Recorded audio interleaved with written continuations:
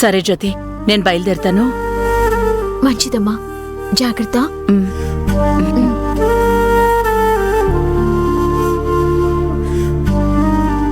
మళ్ళీ ఒకసారి చిత్తరంజన్ గారికి ఫోన్ చేద్దాం.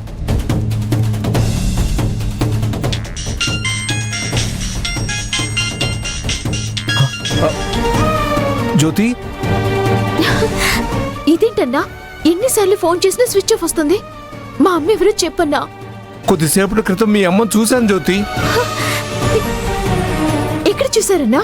మా అమ్మతో మాట్లాడారా? మా అమ్మ నెంబర్ తీసుకున్నారా? నేను తన కన్న కూతునని చెప్పారా? లే జ్యోతి, కనిపించినట్టే కనపడి మాయమైపోయింది. చాలా వెతికాను, మిస్ అయిపోయింది. ఎందుకన్నా నాకే ఇలా జరుగుతుంది? నిరాశపడకు జ్యోతి. ఆ రోజు గుళ్ళో నీకు నేను నిజం చెప్పకూడదనే నీలాంబరి నన్ను కిడ్నాప్ చేసింది. ఎందుకన్నా? మా అమ్మ ఎవరు నాకు తెలిస్తే తనకేంటన్నా ప్రాబ్లం? ఇప్పుడు నేనేమీ చెప్పలేను జ్యోతి. ఒక బొమ్మ గీయడానికి నేనిప్పుడు అర్జెంటుగా వైజాగ్ బయలుదేరి వెళ్ళాలి. వచ్చాక నీతో మాట్లాడతాను. ఓ నీలాంబరి కథ తేలుస్తాను. అది కాదన్నా. హలో హలో అన్నా,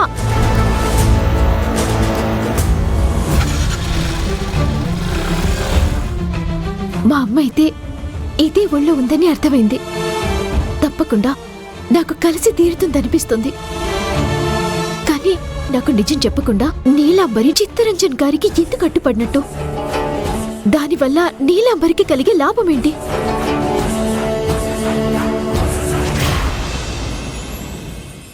రామ్జీ, రే రామ్జీ, రామ్జీ, ఎక్కడ చచ్చావురా? రామ్జీ, ఎక్కడ అక్క, ఏమైందక్క? నిన్ను అక్క, అక్క, నిన్ను కొట్టకక్క. వదలనురా. అక్క, అక్క, అక్క, అక్క. నిన్ను ఇలా కాదురా, నన్ను మోసం చేసిన నిన్ను నిన్ను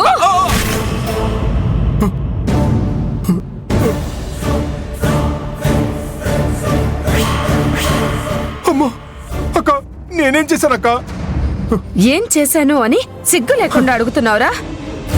ఆ చిత్తరంజన్ గారిని చంపేరా అంటే అవసరం లేదక్కా, స్టేట్ దాటించేశాను, ఇక ఈ ఊళ్ళో అడుగు పెట్టడు అన్నావు. అన్నావా? వాడు తప్పించుకుని ఈ ఊళ్ళోనే అడుగు పెట్టాడు. మన మనుషులు వాడిని పట్టుకోవాలని చూస్తే వాడు దొరకట్లేదు. వాడు బ్రతుకుంటే నా మనసుకి శాంతి ఉండదు. ఇదంతా నీ వల్లేరా.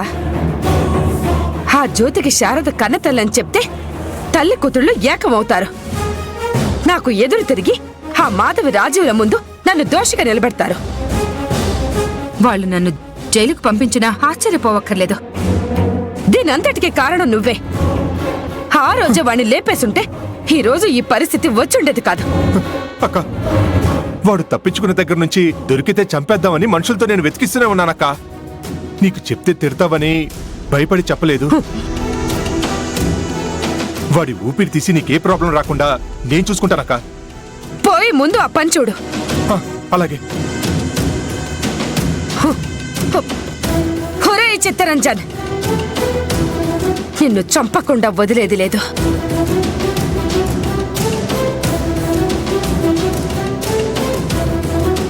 శారదా, నీ కూతుర్లు జ్యోతిశ్రావ్యులకు ప్రత్యక్ష నరకం చూపించి వాళ్ళని చూస్తే నువ్వు కుమిలి కుమిలి ఏడ్చేలా చేసి నా చెల్లెలు శాంభవి ఆత్మకు శాంతి కలిగించే వరకు నేను నిద్రపోను.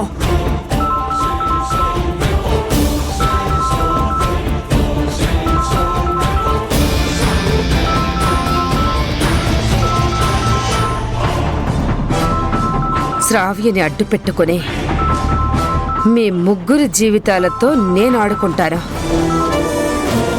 చెప్పు శ్రావ్య. అవునా? నేనిప్పుడే వస్తున్నాను.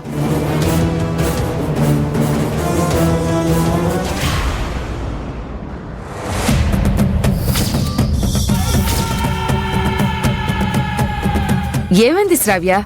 ఎందుకు అర్జెంటుగా కలవాలన్నావు? నువ్వెందుకు అలా ఉన్నావు? అంత నా కర్మ ఆంటీ.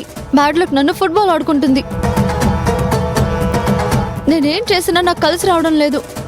ఏం ప్లాన్ చేసినా ఆ జ్యోతిని ఏం చేయలేకపోతున్నాను. అసలు ఏమైంది శ్రావ్య? కాస్త అర్థమయ్యేలా చెప్పు. రాత్రి కూడా మీరు చెప్పిన ప్లాన్ ఫెయిల్ అయింది ఆంటీ.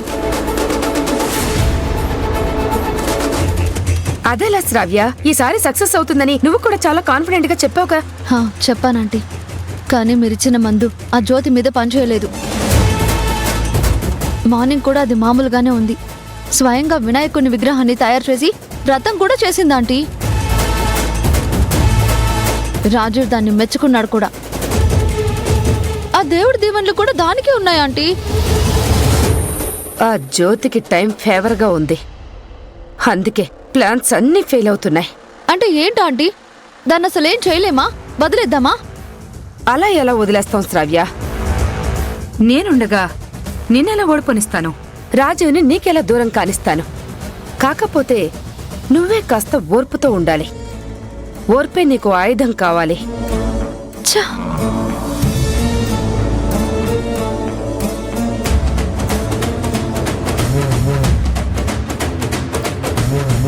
శ్రావ్యని అడ్డం పెట్టుకుని శారదకి జ్యోతికి మనశ్శాంతి లేకుండా చెయ్యాలి. నా చెల్లెలకి జరిగిన అన్యాయానికి ప్రతీకారం తీర్చుకోవాలి. శ్రావ్య, నా దగ్గర ఒక ఐడియా ఉంది. నేను చెప్పినట్టు చేస్తావా? చెప్పండి ఆంటీ, చేస్తాను. మాట అన్నంత తేలిక కాదా పని చేయడం? ఎంత కష్టమైనా నా రాజీవ్ నాకు దక్కడం కోసం చేస్తానంటీ. నేను చెప్పినట్టు చేస్తే గనక రాజీవ్కి నువ్వు శాశ్వతంగా భార్యగా ఉండిపోతావు. జ్యోతి ఎప్పటికీ రాజీవ్కి దూరంగా ఉంటుంది. ఏం చేయాలో చెప్పండి ఆంటీ, చేసేస్తాను.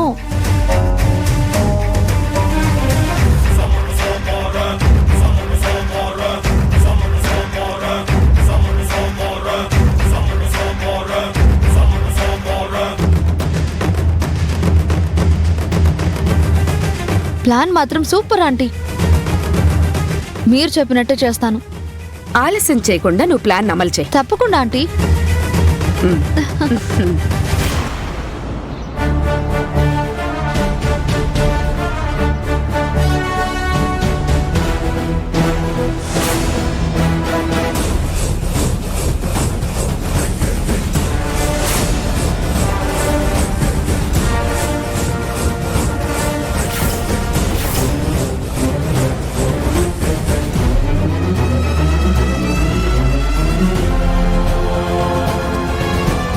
దీనికి భూమి మీద నూకలు మిగిలున్నాయి.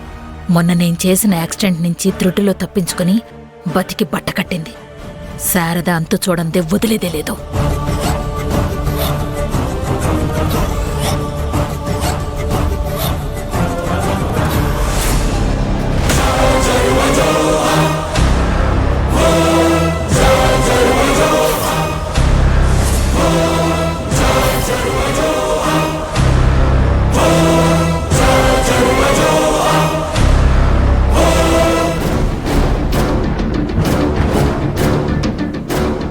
నీ ప్రాణాలు గట్టివే శారదా. అంత తొందరగా నీకు చావు వచ్చేలా లేదు. మొన్నేదో పెద్ద యాక్సిడెంట్ నుంచి కొద్దిలో తప్పించుకున్నావని తెలిసింది. నిజమేనా?